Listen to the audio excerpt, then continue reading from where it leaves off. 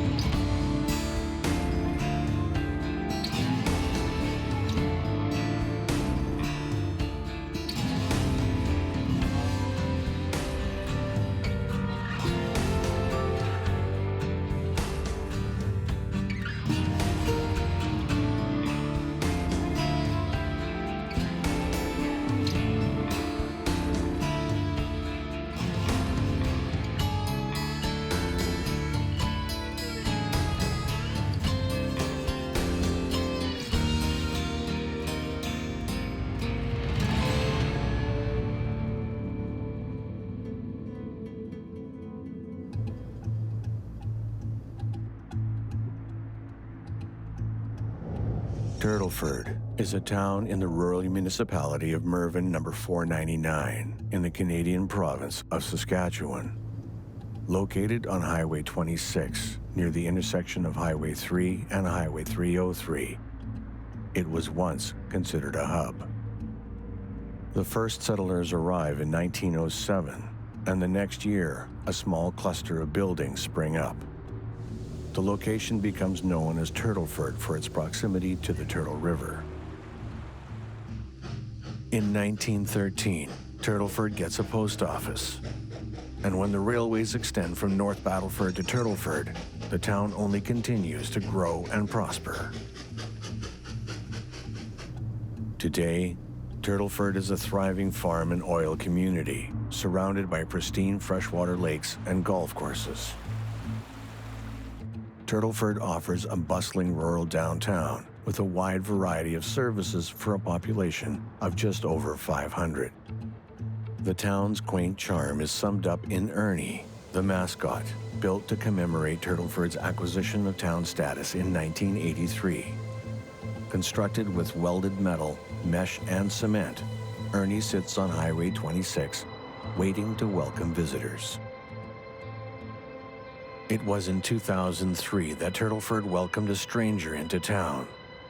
A man unlike anyone that the townsfolk had come across before. He's not someone seeking the town amenities or the natural beauty of rural Saskatchewan. He's looking for something else.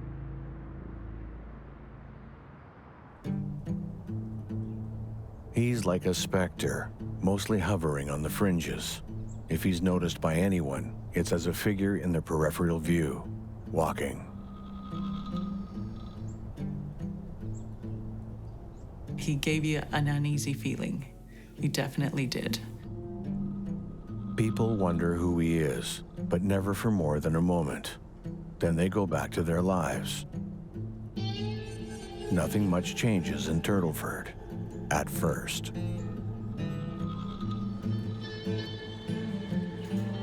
It's a close-knit community, and one member in particular is recognized by all, quirky 89-year-old Frederick Banks. Uncle Fred was really outgoing. He liked everybody, and I don't think he had a mean bone in his body. Really happy to see anybody, and if you stood and visited with him for a while, he'd talk to you. Yeah, he was always happy to see people. Fred lives alone and is an eccentric character. He's fond of cash and normally carries between $4,000 and $6,000 in his wallet, typically in the form of $100 bills. Many of Fred's bills bear his initials, FB, that he's written himself in ink. I don't think he really believed in banking. He stored his money in different locations within his house and buildings and things, I guess. Fred purchased anything, he went in and paid cash for them. There wasn't much use in trying to change his ways. We often hear the conversations that people have about living in their small community and how safe it is, and that they don't lock their doors because they feel so safe. But then it always changes when an event takes place, something violent or something shocking, and suddenly they're all locking their doors because that feeling of trust and security has essentially evaporated. The idea that crimes like homicides, violent crimes, don't occur in small towns is essentially a fallacy. The same dynamics at play in large city centers also occur in small towns when we're talking about intimate partner relationships and other types of relationships where these violent outbursts can take place in the blink of an eye.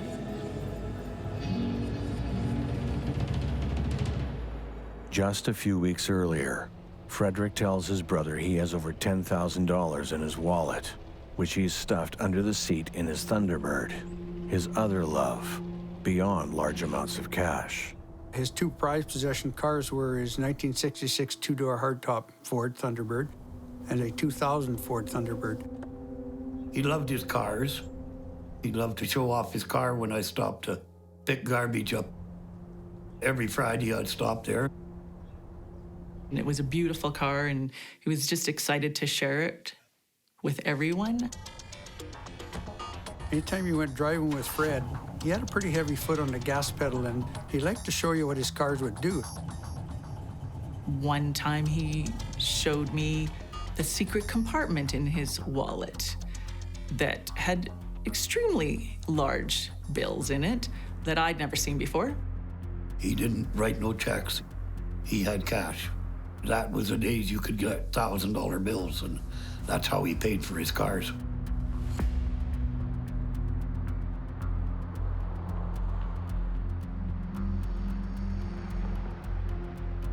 As Fred Banks and the residents of Turtleford go about their daily business, the mysterious stranger is seen here and there around town. He's spotted as a lone figure who lingers outside of a church on a Sunday.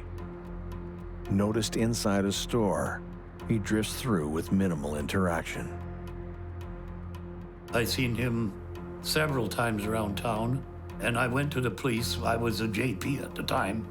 I went to the police and I said, "You better go check that guy out. I said, he looks like he's up to no good."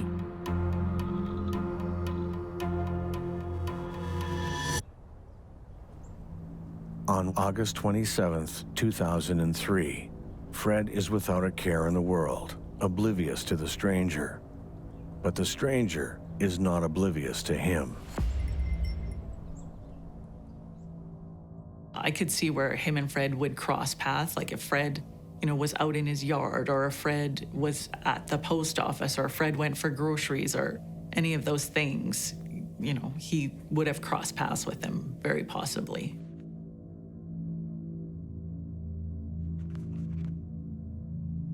Frederick finds opportunities to show off his wallet of cash along the way. At the same time, the stranger navigates the town anonymously. I'm sure that this fellow knew that Fred had this money in his wallet.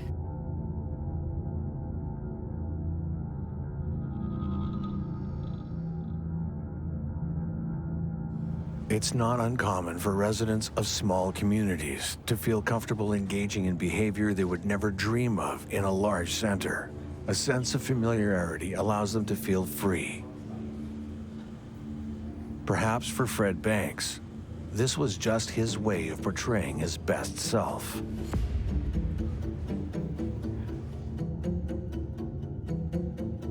Fred makes small talk with all the Turtleford residents he meets.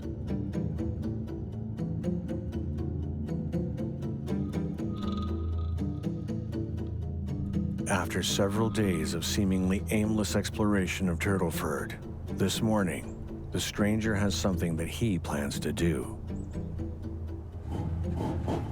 Eventually, Fred heads home. Fred Banks is last seen at about 10 a.m. and nothing seems out of the ordinary. He was willing to talk. You didn't visit too long with him because, you know, he didn't like to visit too much, but he'd be out cutting his grass, or I'd go in and change his water meter, or very kind man.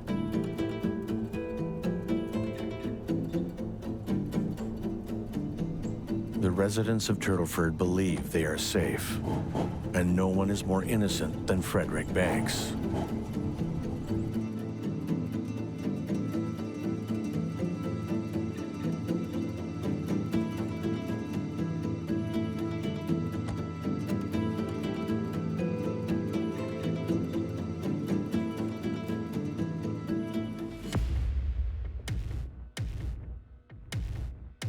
The stranger in town is stalking Fred like a lone predator, and the predator has finally cornered his prey.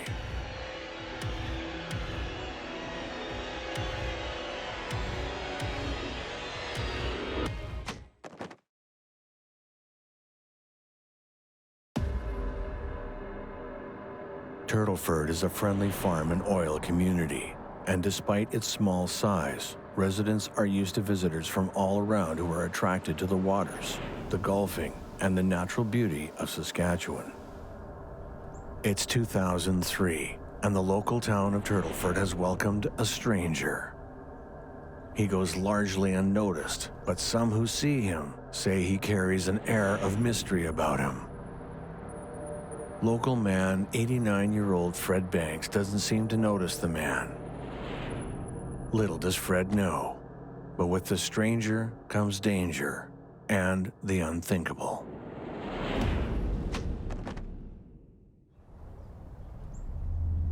On Saturday, August 30th, 2003, people notice that Fred Banks isn't making his usual appearances around town.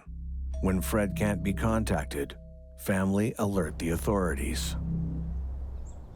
Phoned a number of times, no answer, no answer. And so they were rather concerned. They kind of thought there's something not quite right here. The body of Fred Banks is found in his garage at 11:40 a.m. We'd left, I think, on the Friday previous. We were up in the Narrow Hills Provincial Park at a lake with all of my family except for my sister. So we were all camped up there, and we didn't know that anything was happening until the DNR came to our campsite, and they had a hard time finding us because we like to camp in remote places, and told us that Vicky, my sister, was trying to get hold of us. It was before cell phones, but they had a satellite phone, so then we phoned Vicky, and Vicky told us. It's one thing to die of natural causes when you're 89 years old, but it's another thing to die by being murdered at 89 years old. Vicky told us that something had happened to Uncle Fred and that he was dead. She didn't say he was murdered. I didn't hear that anyhow. And she was very upset. But he'd been sick in July of that year, and I didn't know exactly what had happened to him. Like, I was worried maybe that I don't know. No one is expecting there to be a murder in peaceful Turtleford. People wanted to know how this happened. How could it happen? Why did it happen? How could anyone do that to him? It's just spread. You know, people, what's going on? What's going on? Well, Fred was murdered last night. You only have to tell one guy and the whole town knows. Police inspect the murder scene. The most important thing is preservation of evidence, because this tells the story of exactly how Fred Banks has died. And there may be DNA samples, the way his body has fallen, if there is a weapon that is concealed. There is a lot of things that the professionals of forensic experts and law enforcement need to go through before we can remove the body from a scene. The Thunderbird is open. Various envelopes and papers are strewn about the front passenger side of the vehicle, and the wallet belonging to Frederick Banks is found empty. I didn't have concerns about him being in Turtleford showing people that he had large amounts of money, because everybody knows everybody, right? The injuries to Frederick's head and face are extensive. A bloody pickaxe-type hammer is found near the body. A lock blade-type knife is under his hip. Police send items from the crime scene for DNA testing.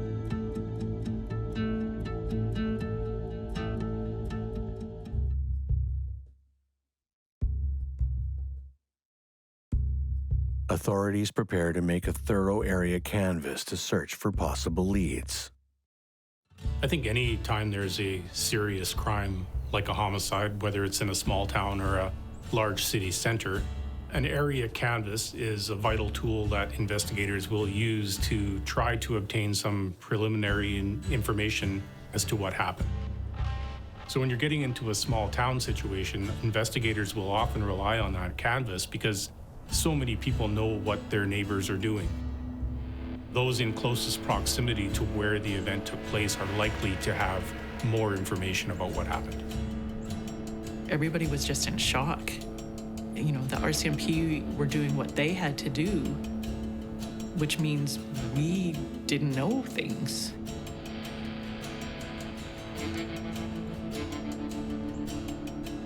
The police interview a number of people who report they've seen a stranger in Turtleford the days prior to the discovery of Frederick's body.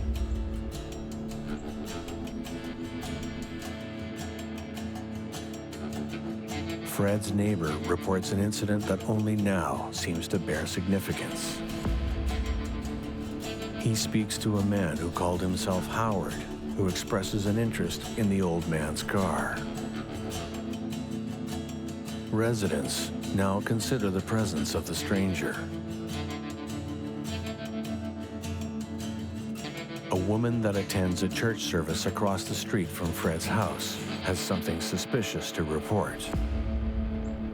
On August 24th, she notices a slim man wearing a bunny hug, the Saskatchewan term for a pullover sweater with a hood. The man appears to be destitute. She's concerned about him, and while he doesn't appear to need any assistance, she writes her name and phone number on a piece of paper and encourages him to call her if he needs help.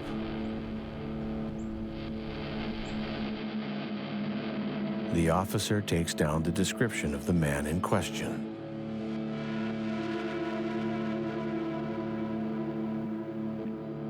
Shortly after the murder, a cashier from a Turtleford retail store has interactions with the newcomer as well. On Wednesday, August 27th, he sells a visitor a backpack. He recalls something odd that happens later in the week.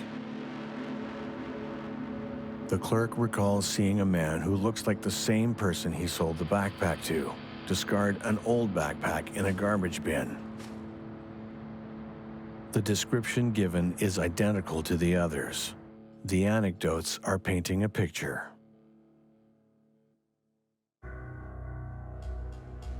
A teller from the Turtleford Bank has an odd experience on her shift that she shares with police. On Thursday, August 28th, a customer in a bunny hug approaches her wicket and asks her to change his money into smaller denominations. The teller told him that he had to basically stay in line, and he left at that point.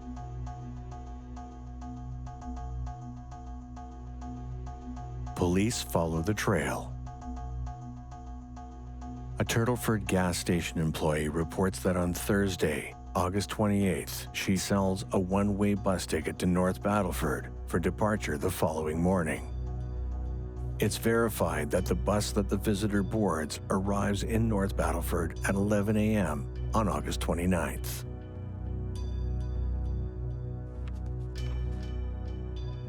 Authorities have a good idea of what the suspect looks like and share this information with other jurisdictions in the hunt for a suspect who is on the move.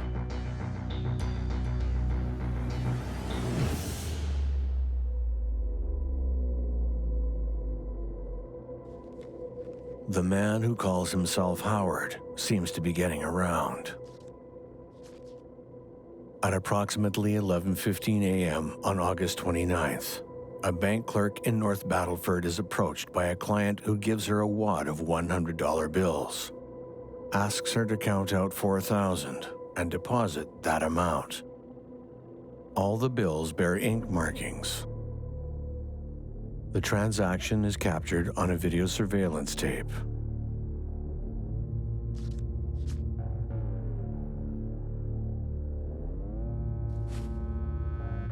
On August 29th, a customer named Sangster checks into a room at the Beaver Hotel in North Battleford.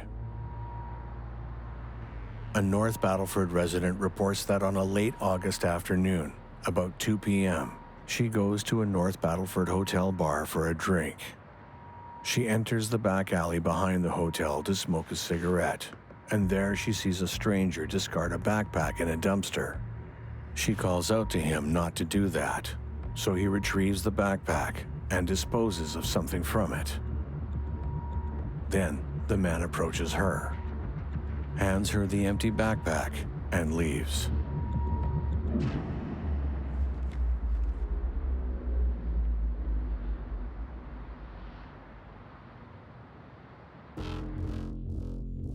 The stranger wanders around the hotel that night in a way that frightens the owners.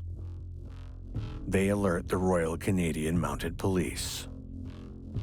So here we have an RCMP detachment who would share information over the local system, so all RCMP officers within the area would have a knowledge of what occurred and what to look for.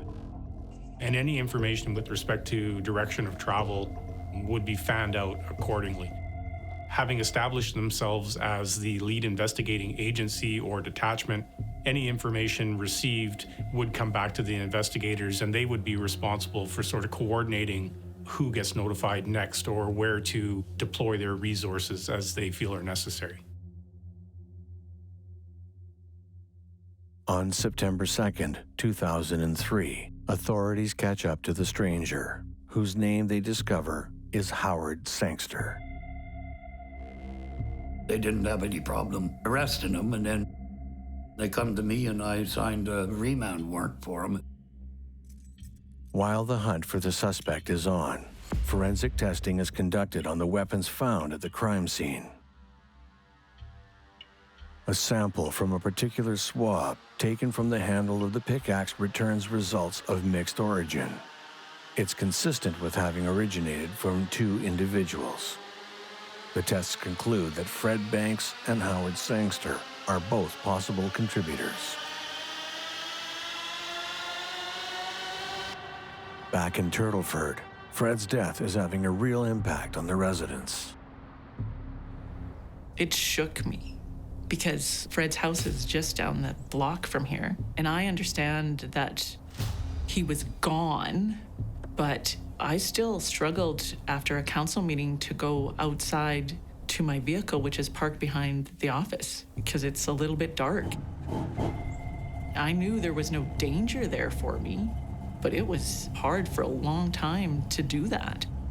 And I think as a community, it was difficult for us to comprehend how anyone would hurt such a sweet man.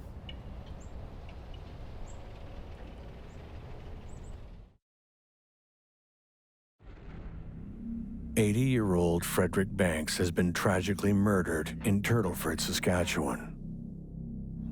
Police investigations have followed the drifter across the province with the help of uniquely marked bills belonging to Banks. and eyewitness accounts of people who identify this person as the man who was in Fred's town during the time of his death. Authorities have finally caught up with this man and discover him to be Howard Sangster. And he is no stranger to trouble.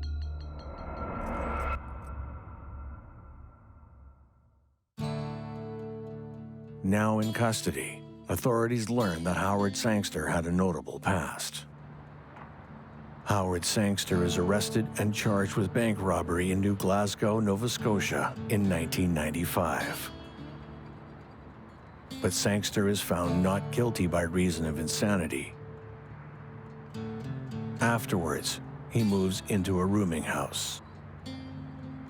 But he perpetrates a violent attack on the owner of the rooming house, stabbing him 17 times. Miraculously, the victim survives. Sangster is committed indefinitely to a psychiatric hospital. But he's released 6 years later when medical professionals decide that Howard is ready to rejoin society. It's 2001. During this time, he lives in Piedmont, Nova Scotia with his mother. He later successfully applies for an absolute discharge, thus cleaning his permanent record.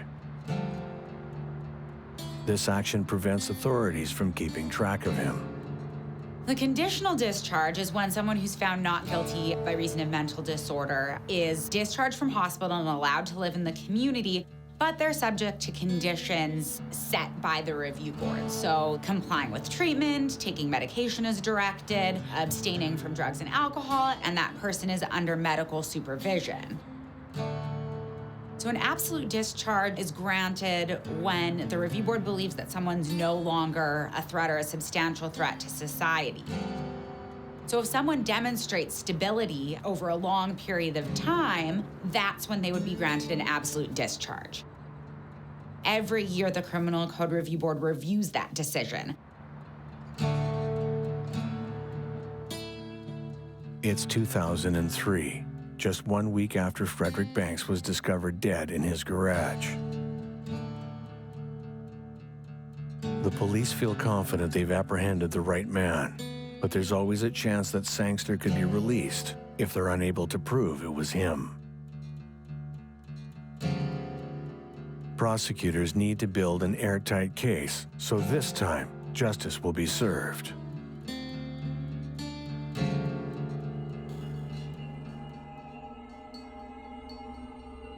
Fred Banks' neighbor recognizes Howard Sangster as the stranger who spoke to him about Fred's car. This identification will be important testimony for placing the suspect in Turtleford.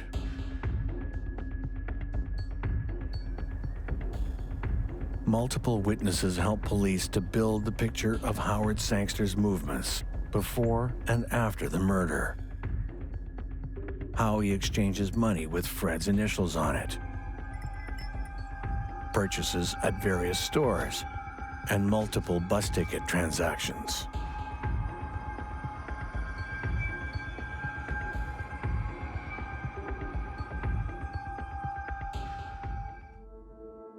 A pathologist analyzes the nature of the wounds that appear to have killed Fred Banks, and investigators analyze blood splatters at the scene of the crime. A blood splatter analysis expert that comes to a scene is able to analyze why the victim's blood may either be on the wall or on the floor or a trail of blood at the scene.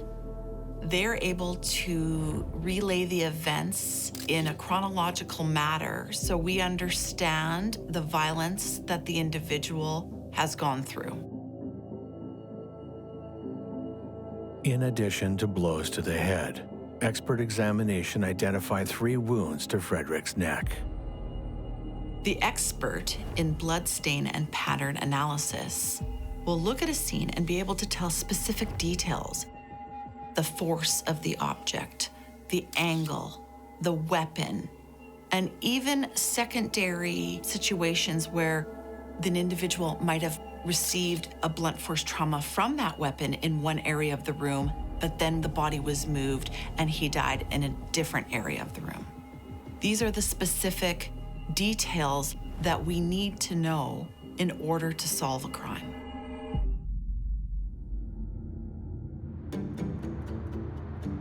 With the violent history of Howard Sangster, the multiple witness identifications in Turtleford, and along Sangster's escape route, combined with the forensic evidence, makes the case against Howard Sangster look irrefutable.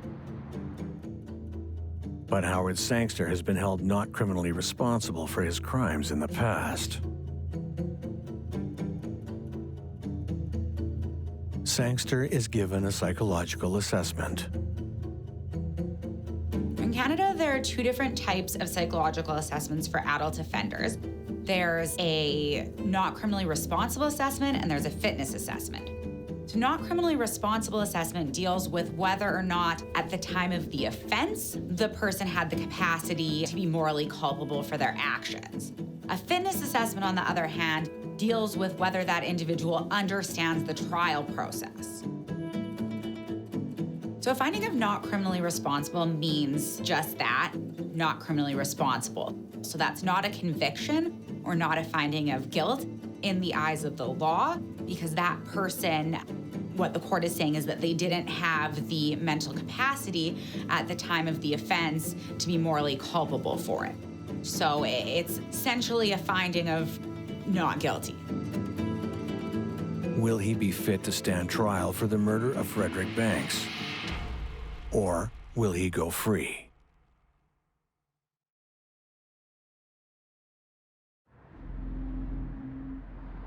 The idyllic prairie heartland of Canada. It's the last place anyone would expect violent murder. But the trial for the Turtleford, Saskatchewan senior Frederick Banks, found dead at a gory crime scene, begins.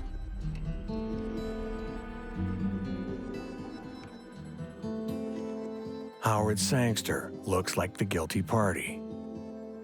He has a violent past. Although that crime has been expunged from his record for reasons of insanity, he walks away from those charges. It seems likely that if he goes free again, that there will be a significant risk of serious physical harm to the public. Howard Sangster must first pass the psychological assessment to see if he's fit to stand trial for his actions.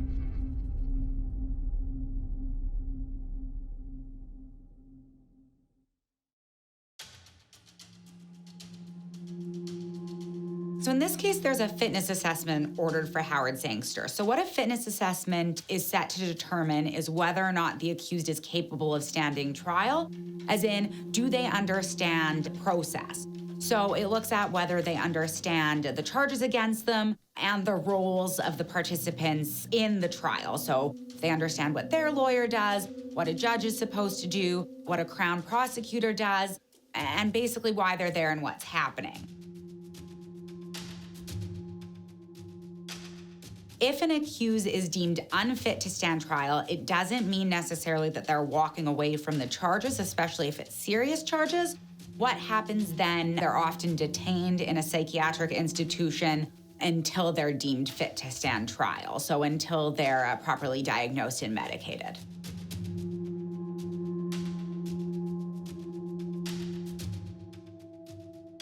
After the assessment, Howard Sangster is deemed fit to stand trial. I testified at the trial as a character witness. I remember walking into the courtroom and looking at Sangster and thinking, he doesn't even look the same. That was difficult. I mean, to go to court and testify when I've never done that before was difficult. And brought everything back up, right? Everything is there. You think you deal with it, and then it's gone again, right? It's gone, and then it's right back up at you. Howard Sangster is charged with first-degree murder, which is then reduced to second-degree murder for the murder of Frederick Banks. The facts are presented to the jury. Frederick Banks is found dead with extensive injuries to his head and face. His vintage Thunderbird is found unlocked with various papers and envelopes strewn about his garage. His wallet, which is famously stuffed full of thousands of dollars of initial bills, is empty. A bloody pickaxe is found nearby, and a lock blade knife found under his hip. A pathologist testifies that the 3 wounds to Frank Banks's head were caused by a sharp, straight instrument. Banks's death occurs rapidly and is caused by a very, very considerable force applied to the brain, and that the bloody pickaxe could have been the murder weapon. A Royal Canadian Mounted Police bloodstain expert testifies that blows from the pickaxe could account for the kind of bloodstains found at the crime scene. Howard Sangster appears to be or look like a man who was noticed around Turtleford the week before the murder.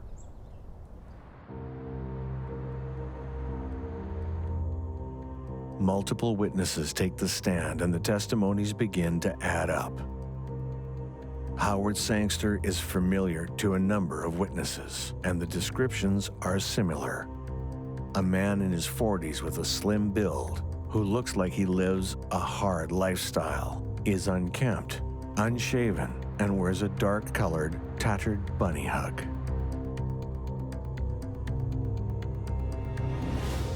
$39 of the bills deposited at the bank and 4 of the bills used to buy the bus pass are studied by an expert document examiner. All but 1 of the bills carry ink markings that prove to be overwriting, or writing applied over existing letters. On all but 9 of the bills, the initials FB are overwritten. Police subsequently find the bag containing Sangster's discarded clothes from his change into fresh clothes in the North Battleford store bathroom. During the course of the investigation, these items and a number of others are sent for DNA testing. A doctor and civilian member of the RCMP give expert testimony and presents her analysis of the case through the DNA samples.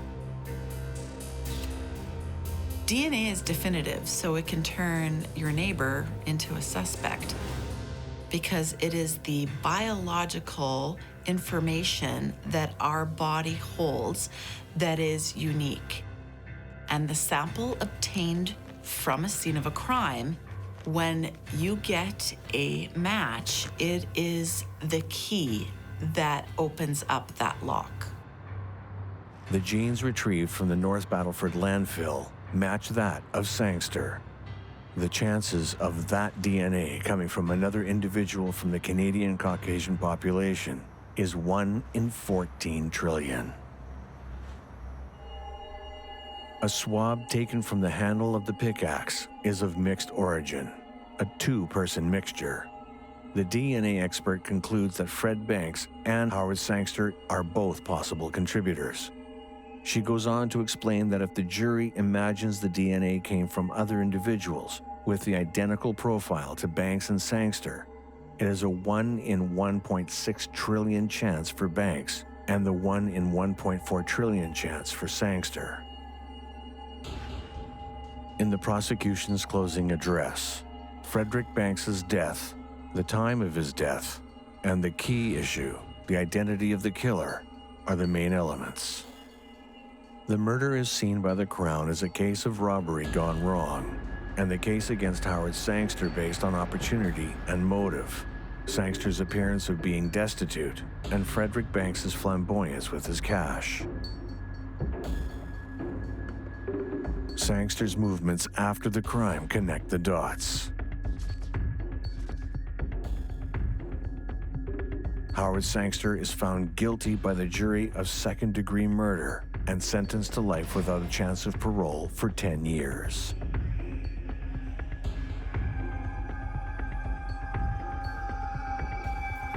But the defense appeals the conviction and argues that in the prosecution's closing address, they allegedly make improper comments about the DNA evidence that has been introduced, and presents additional evidence to the jury, which results in a miscarriage of justice.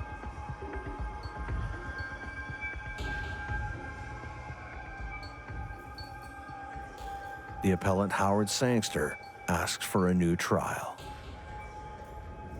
Every accused person who's convicted of a crime has the right to appeal. In a serious offense, an indictable offense such as homicide, it would go to the Provincial Court of Appeal first, and then depending on how that goes, up to the Supreme Court of Canada.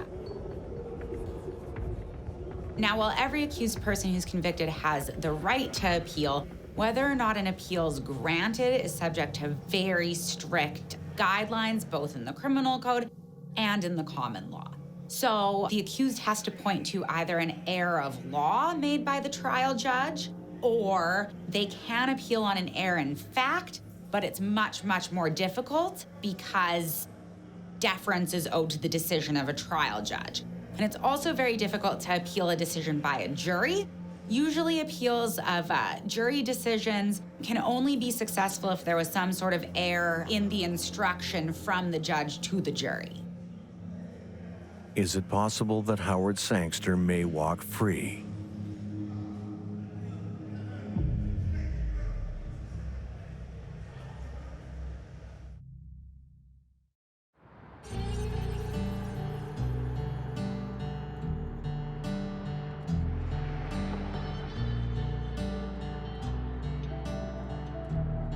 The Court of Appeal finds that in attempting to explain the complicated testimony of a DNA expert, the prosecutor moved beyond the evidence which had been given and involved himself in a discussion of technical analysis and explanations. The court ends up ruling that the prosecutor's comments did not result in a miscarriage of justice and were tempered by the instructions of the judge.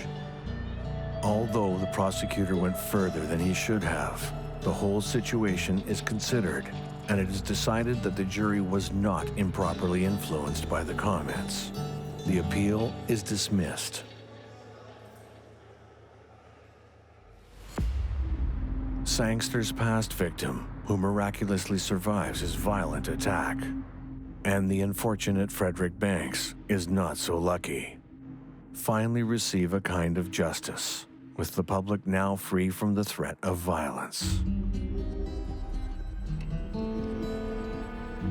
When I think about Fred, I think about how much he loved his family and loved his cars, loved being part of the community where he knew lots of people. And I think about that smile and the laugh. But after the visit from Howard Sangster, the rural town of Turtleford will never look at strangers on their streets in the same way. Every time you see a stranger come to town, everybody wonders, who's this guy? I mean, in the last few years, we've had all kinds of people moving in and out, and everybody, well, who's this guy? Where's he working? What's he do? And everybody asks the same question. Who's that guy? Oh, well, that's so-and-so. But I don't know half the people work in town anymore. Howard Sangster leaves behind a legacy of fear. And as their small town expands and grows, the residents of Turtleford grow with it. They bond tighter together as a community, in vigilance and to look out for their own.